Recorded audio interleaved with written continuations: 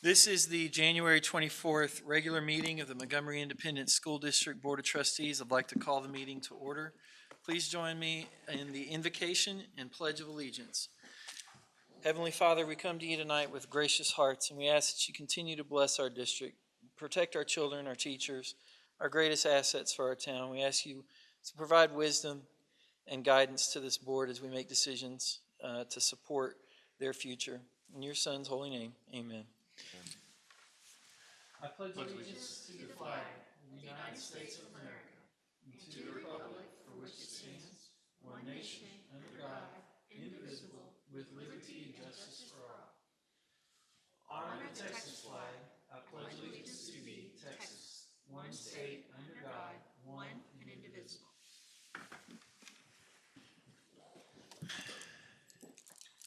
All right, Dr. Ruffin, thank you we had to reschedule this meeting, so thank you to everyone who was flexible with your time due to the weather. Thank you, Dr. Ruffin, for getting that squared away for us. Do we have any special recognitions or presentations tonight? We certainly do. I'm going to invite Mr. Marino up to go over our recognitions. If you didn't know, folks, January is School Board Appreciation Month, so we're going to definitely spend some time celebrating and recognizing these folks that give their time and dedicate their service to our district and to our kids. Good evening. So I'd like to take a moment to recognize and celebrate our incredible school board, you all, during School Board Appreciation Month, which is January across the state of Texas. We all know that serving as a school board trustee, especially right now, is no small task. You spend countless hours, you have unwavering dedication and an unrelenting commitment to the students and staff and families of Montgomery ISD. So our community is truly blessed to have 7 board members who serve not for recognition or accolades, but truly make a difference and serve and make the overall learning experience better for our students and make sure our teachers feel loved and supported. Your courage and leadership, especially in times of challenge, has been remarkable. Your approach to decision making with integrity and making sure the best interests of our students and families are always at your heart. As representatives of our district, you foster and create unity within our community. You set the tone for what we strive to work for every day. Your vision and guidance are the foundation of our school district success. And your work is not just about policies, budgets, or meetings, it's about changing lives. So on behalf of Montgomery ISD and our entire community, we thank you for your service and your leadership and your unwavering dedication for our school district. Thank you, Mr. Marino. What we have for you looks like a bag with bottles of wine. It is not bottles of wine, unfortunately. I know it's Friday, but you have some special gifts from some of our teachers and staff members across the district. So, Awesome. Thank y'all. And the recognition doesn't go unrecognized from us. So when y'all do the work that you do, it helps us do the work we need to do. So thank you to everybody for the recognition. Thank you very much. And we've got floral arrangements for each of you, and those were made from our Lake Creek High School floral design students, and so those are yours to take also. Awesome. Thank you. Thank you. All right. Are there other recognitions? yes, I'm also honored to recognize a very special group of individuals here this evening, the Montgomery ISD Education Foundation. The foundation is a true pillar of support for our school districts.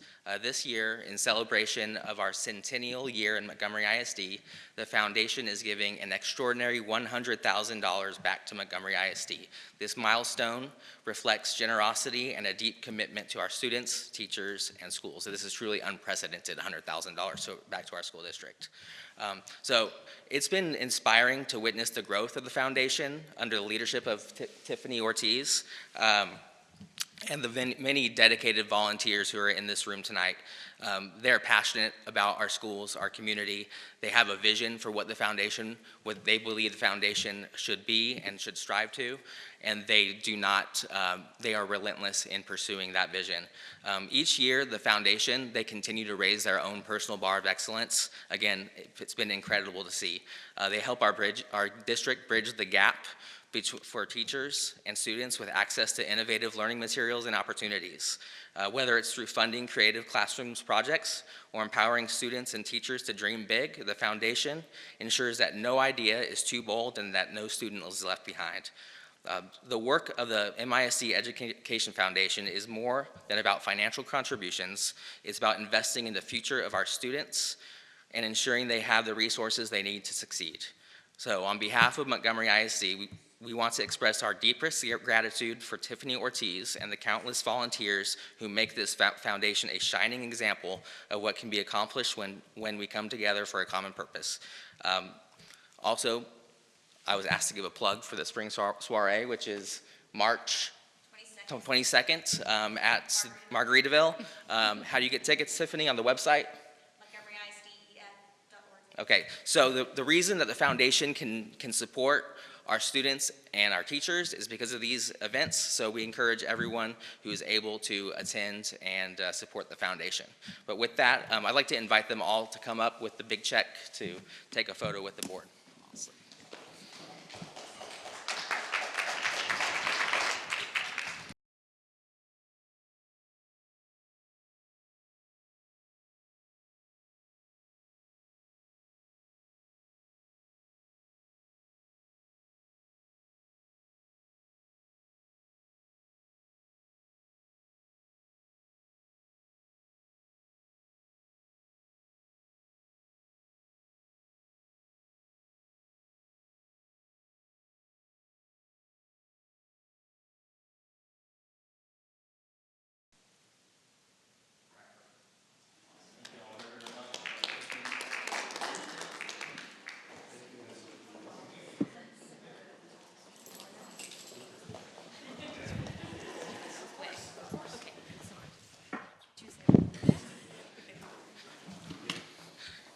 Dr. Ruffin, board, we have a special surprise. The student council from Montgomery High School has brought cards to show their appreciation for you and your service to our school district. So I'll invite them up to go ahead and give you what they brought. Welcome, strangers. Thank you. Thank you. Thank you Thank very you. much. Thank you so much. Thank you. Thank you. Thanks. Thank y'all. I think that's pretty impressive that y'all are here with us on a Friday night, guys, so thank y'all very much. They really wanted to be here, right? Now they're I know one of them had to be here, right, Mr. Cameron? Yep. So, I'm gonna give this plug as the Education Foundation is walking out of the room. Hey, Miss Ortiz. She can't hear me. Hey, I will say, and I want to echo something that Justin touched on. These group of volunteers, they're incredible. And one of the joys I've had over the last year is to get to know this very fun group of people. They love what they do and how they serve our community and our district. And was amazing at our Grant Express to see them see the impact on the teachers and the kids as they're presenting those checks. Y'all spend a lot of hours planning and talking and meeting and fundraising and doing all the things. And folks, we can't be as successful as we are without y'all. And so thank you very much for your continued efforts. We're looking forward to the spring soiree, and hopefully that's a huge, huge success also. Thank you very much.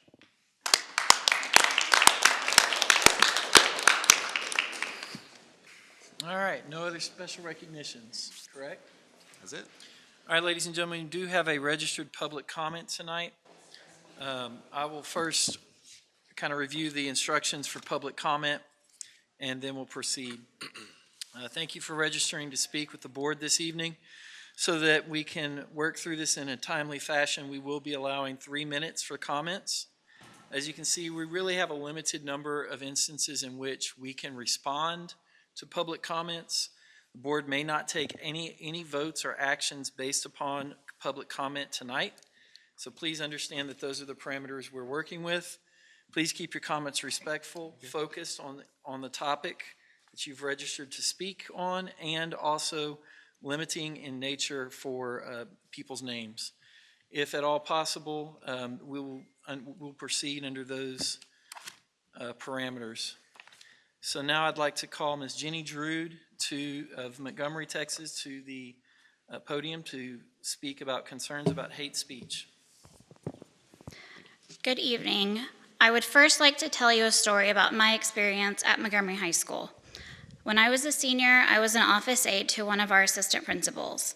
At least once a week, we would walk the student parking lot so that he could use his pocket knife to scratch off Confederate flags and symbols of hate from student vehicles. That experience taught me that standing up for what is right is always right, and that hate should never be tolerated at school. In November, I spoke with a current AP at a Montgomery High School about harassment that had been going on towards supporters of the Democratic ticket. She proceeded to repeat jargon she had heard on Fox News about egg prices and how we must have just misinterpreted the harassment for respectful conversations.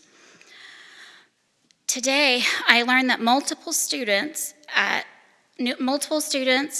been doing the Nazi salute at a Montgomery High School throughout the day.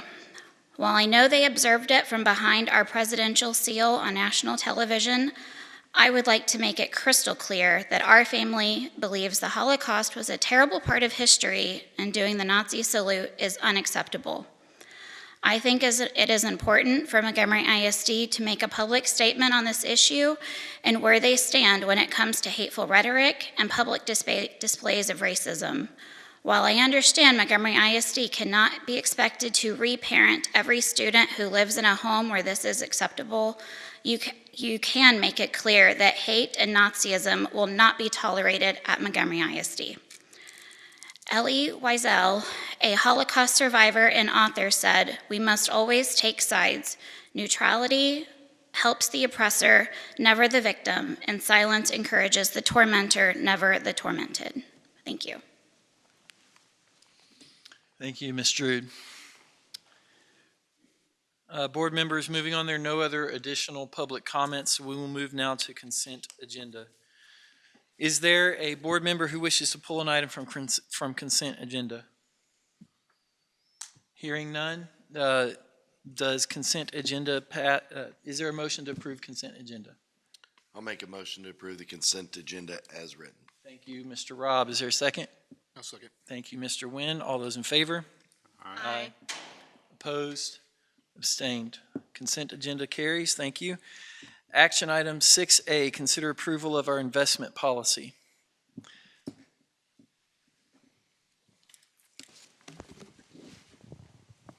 Good evening. This is our annual investment review. It's a yearly requirement mandated by the Texas Public Fund Investment Act. Our investment policy, CDA legal and CDA local, are included in the packet. This policy remains unchanged since it was last presented in January of 2024. I would like to note that the district's investments are very conservative. The Public Funds Investment Act is structured in a way that minimizes risk to public entities and prioritizes safety and liquidity of the funds. Currently, we utilize our local bank, Wood Forest, and investment pools for our funds. And this allows easy access to get those funds as needed. To summarize, there haven't been any changes since last year, and our funds are safe and liquid. Does anybody have any questions? Board members, any questions? Pretty standard stuff. We do it every year. Is there a motion? I'll make a motion to approve the investment policy as presented. Thank you, Mr. Cameron. Is there a second? Second. Thank you, Mr. Dennison. All those in favor? Aye. Thank you. Opposed? Abstained? Carries. 6B, consider approval of the 25-26 academic calendar. We have Mr. Marino come back down and walk us through this. Well, if you're going out tonight after this, you'll have the inside scoop on when the first day of school is next year. So, first, before I get into the calendar recommendation, I do want to give a shout out to Stephanie Wells from the communications team. She led this process this year. I have the easy job of just presenting it to you. She wasn't able to make it tonight, but was very disappointed that she couldn't do this recommendation, but I did want to make sure she was recognized as the person who led this process. This process is something that we started about 4 years ago that involves our district advisory committee. And our district advisory committee has staff members from all campuses, parents from both feeder patterns and community members. So this process starts in August, September, and then considers multiple calendar versions based on input from conversations these folks have at their campuses and in their parent groups and out in the community, and a survey that we put out each fall. The calendar requirements each year are based on not the number of days for student instruction, but minutes. So the state requires 75,600 minutes of instruction, and the only required days that we must follow are 187 teacher contract days for teacher contract days. So then we look at the requirements and then the preferences of the community based on those conversations the DAC has out with their respective stakeholders. And what we try to do is, which is always a difficult task, is balance the preferences of the community with what's best for students in terms of classroom instructional time, and also providing teachers with not only professional development, but also time to prepare teacher work days coming off break so that they're prepared to welcome students after the Christmas break and after spring break. And then we also look at aligning our spring break with as many districts as possible, neighboring districts as possible. But this year, it was important for us to align with Lone Star College, so our dual credit students at the high school were actually able to take a break and not have dual credit classes during their spring break. So going back to September, what we do with our district advisory committee is we get input from them on the current calendar that we're living in right now. Ask them components of the calendar they like, some things they'd like us to explore, some things that they have questions about regarding certain components of it, and then we take those that feedback and we start to develop a calendar survey to put out to the community. We did that in October. And in total, we got over 2,100 responses, which we felt was a good sample of the community. Most of those responses, well over half, were from parents. And some of the key points of the survey, 75% of the respondents actually liked our current calendar that we're in. 38% of the respondents prefer to start school on a Thursday, and something about Montgomery ISD on Thursday. Thursday is always the most preferred day when we put out a survey for the calendar. 2/3 of our respondents prefer to end the school year before Memorial Day. So that's always an overwhelming request. So then that kind of drives how our school start date, holidays and breaks we build into the calendar, including the fall break, which is not the full week. We do a long weekend over the fall break in October. So after we take survey data, we refine some drafts. We put a number of possibilities before the DAC, who goes out and shares the calendar drafts with their campuses and stakeholder groups. And then they come back, we refine the drafts, we essentially break it down to two, no more than 3, for a final conversation with the DAC at the January meeting, which they selected a preferred option, which contains 172 instructional days, a Thursday, August 14th, first day of school. Teachers return on August 4th. The last day of school will be Friday, May 22nd, which is before Memorial Day, and the last day for teachers will be Wednesday, May 27th. One component that is different for next year, what we're proposing is different for next year's, that is not in this year's calendar, based on our experience before the winter break, is we are adding an early release day on the Friday before winter break and an early release day on the last day of school.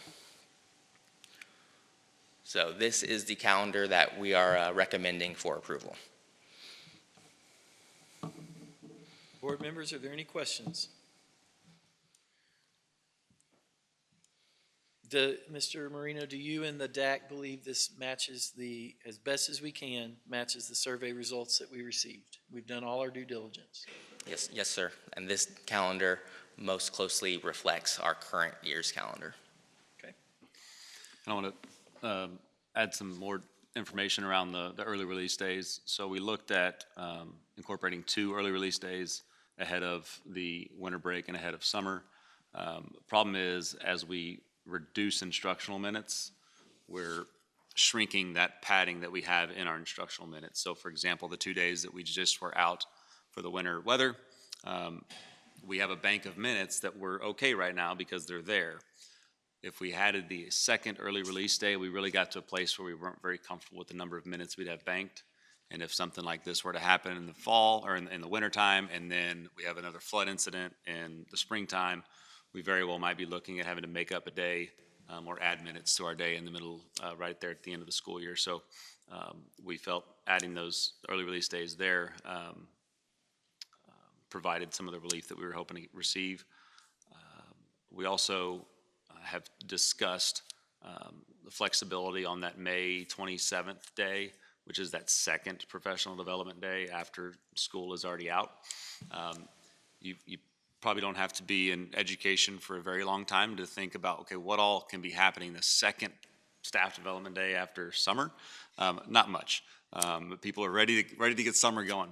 So we have discussed about making that sort of more of a flex day, where if or what do we call it? Not a flex day, a switch day, trade out day, where as soon as teachers and staff complete their required trainings, then that wouldn't be a required day to work, so, or required day to be on campus. So. Thank you, Dr. Ruffin. Other questions, board members? All right, hearing none, can we put that to a vote? Is there a motion? I'll make a motion to approve the calendar Thank- as presented. Thank you, Mr. Robb. Is there a second? I'll second. Thank you, Ms. Turner. All those in favor? Aye. Aye. Opposed? Abstained? Calendar carries. Thank you for all the hard work, Mr. Marino and members of the DAC and your team. All right, action item 6C, consider approval of police department incentive increase as presented. So this was an action item that is, honestly, it's on our agenda, and I want to give Mr. Dennison credit. Obviously, as a police officer, he's very passionate about our police officers. We're very passionate about our police department. Because of Prop A passing, we're able to continue to find ways to commit to the things that we said we'd commit to for those funding priorities within Prop A. And so what our officers currently receive a stipend based on their certification level. We have intermediate, advanced, and master. Currently, they're receiving $250 annually as a stipend for an intermediate level certification, $500 annually for an advanced, and $750 annually for a master. The recommendation is to increase those stipends, and we're actually recommending that this be voted on tonight to be included into the 25-26 compensation plan. One, it commits us to making sure we're doing those things, and honestly, it's a lot cleaner on the accountability and the finance piece of it if we can commit this for the 25-26 compensation plan. But it would be to increase from our current stipend levels from $250, $500, and $750 to an annual stipend of $850, $1,700, and $2,550. So it more than triples their stipend, which is an exciting thing. And it's something that, again, we're able to do because our community has supported us, and we want to retain our amazing police officers that we have. So, Mr. Hodges, you probably didn't know that, Officer Hodges, so you can text all your officers right now if they vote yes. If they vote no, then text them something else, but that's what's presented. All right, board members, questions? I just want to thank you for looking into this, and this is, I think, is going to help us retain officers and be more,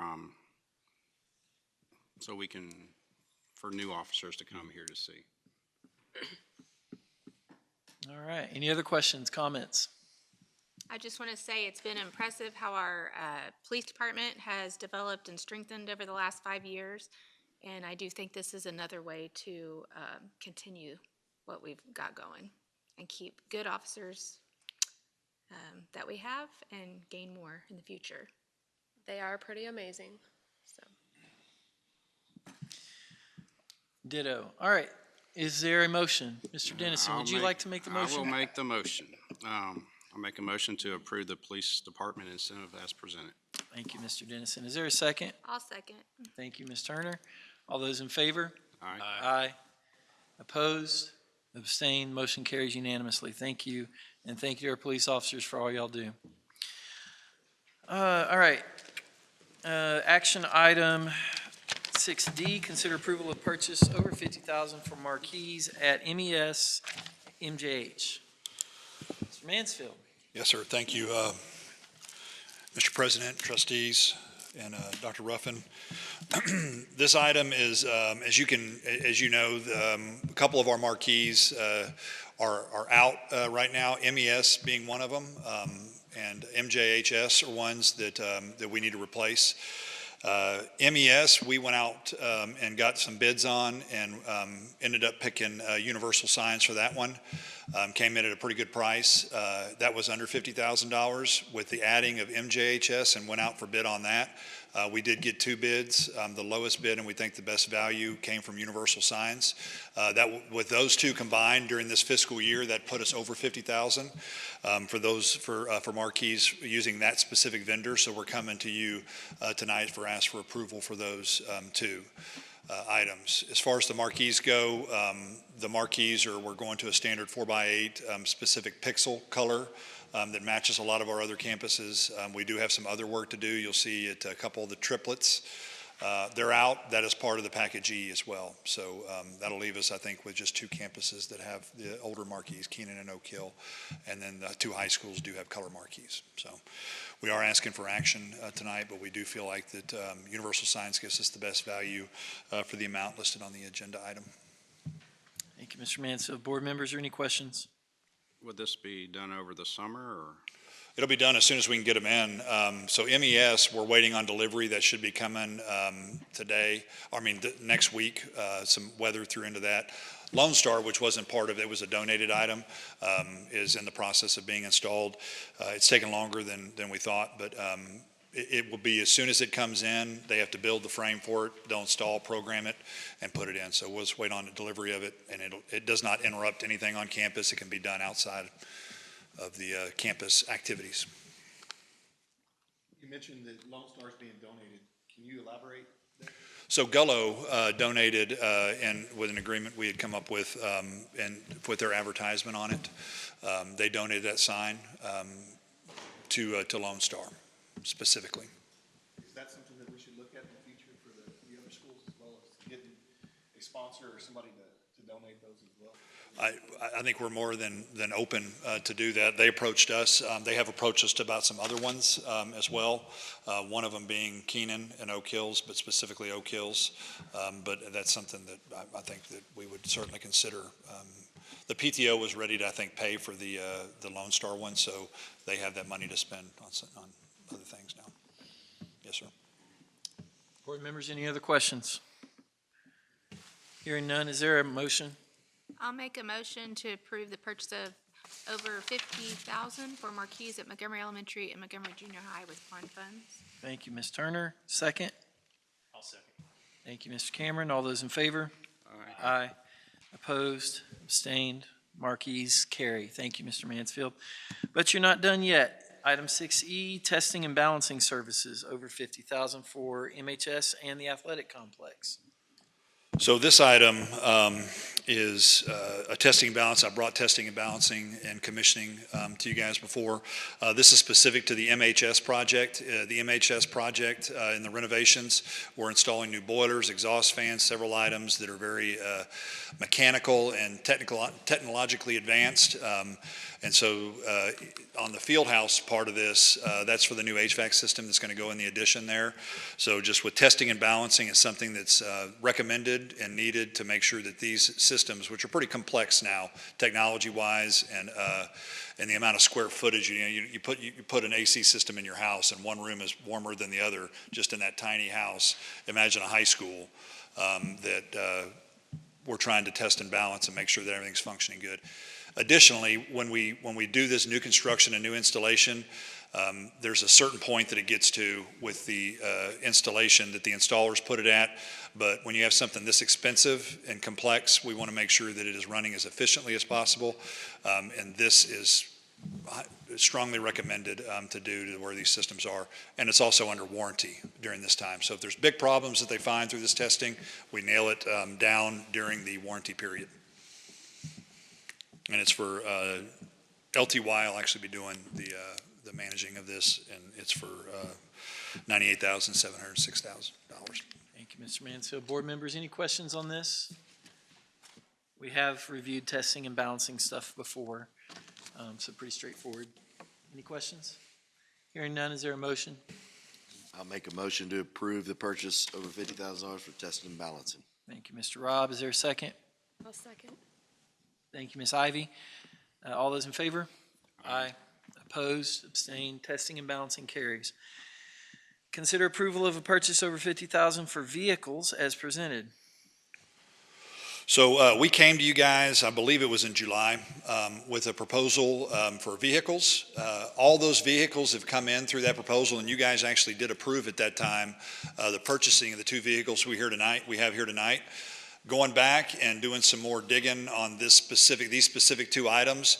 One of them at the time was not on site, the box truck, and then we needed some more feedback and got a lot more feedback from some of our guys in the maintenance or the transportation shop. So the vehicle that we actually asked for during that time, Keating or Buckaloo at the time could have gotten that for us, but our RFP was expired because we piggybacked with Conroe. So we went out for RFP on this again to make sure we're in compliance with all requirements for proposals. Keating was the only one that submitted for this RFP. Both the vehicles with our specifications that our shop guys really wanted on that truck, one of them being a liftgate, service body, four-wheel drive, 1 ton. All those things that weren't on the original are going to be included in this one. They're ecstatic about having a lift gate. When they go out and they have to pull a truck out of, a bus, not that it would happen, but if they did, out of a ditch, they have enough capacity in that vehicle to pull it out. Also, as tires get flat, putting those tires in the back of the truck, having a lift gate will save our guys a lot of grief and time with that. So they're excited about this. The box truck, we've been using Enterprise, and our district box truck we have right now is utilized quite a bit from our maintenance department. This is one that technology can use, student groups can use. It's something that we really need. It's around the same price as the one before, a little bit more because we did have a lift gate added to this one. A lift gate in a box truck is extremely important. The previous bid did not have that. So we are asking for action on that tonight, and we feel like that Keating has given us a pretty good deal. Keating is Buckaloo. So when I got this RFP, I was like, why didn't Buckaloo submit on this one? And why didn't more submit? Well, Keating is the one Buckaloo that was bought by Buckaloo. So I talked to Gary at Keating, not Buckaloo anymore. We have a good relationship with them. He says they have these vehicles on the lot. I said, don't hold the keys. Put them somewhere. If we can get approval on this, we'd like to move on that. So they're ready to go for us to pick up and get titled and move to us. So that's exciting as well. All right, thank you, Mr. Mansfield. Questions? All right, hearing none, is there a motion? I'll make the motion to approve the purchase over $50,000 for district vehicles as presented. Thank you, Mr. Nguyen. Is there a second? Second. Mr. Robb, all those in favor? Aye. Aye. Opposed and abstained, motion carries. Next, we will discuss the purchase of over $50,000 for child nutrition for kitchen equipment and installation. So Pam Massey, she is our Director of Child Nutrition. She's the one who put all the work into this, and she's going to come up and present that item. Just to give her a few kudos on this, it's a very extensive process to go through when you're dealing with federal funds. She did an outstanding job organizing all this, so I'm going to turn it over to her as of right now. So. All right, thank y'all very much. I am requesting board approval to purchase 25 pieces of equipment to replace equipment in our kitchens. We are replacing all original equipment from the kitchens. The kitchens that we are looking at replacing these will include Montgomery High School, Madley Ranch Elementary, Stewart Creek Elementary, and Lone Star Elementary. All of the equipment is original to the kitchens that we are replacing. We went out to an RFP following federal fund guidelines, and we received 5 submissions, and we recommend moving forward with the A-Smart vendor. And we feel that this is the best value to the school district.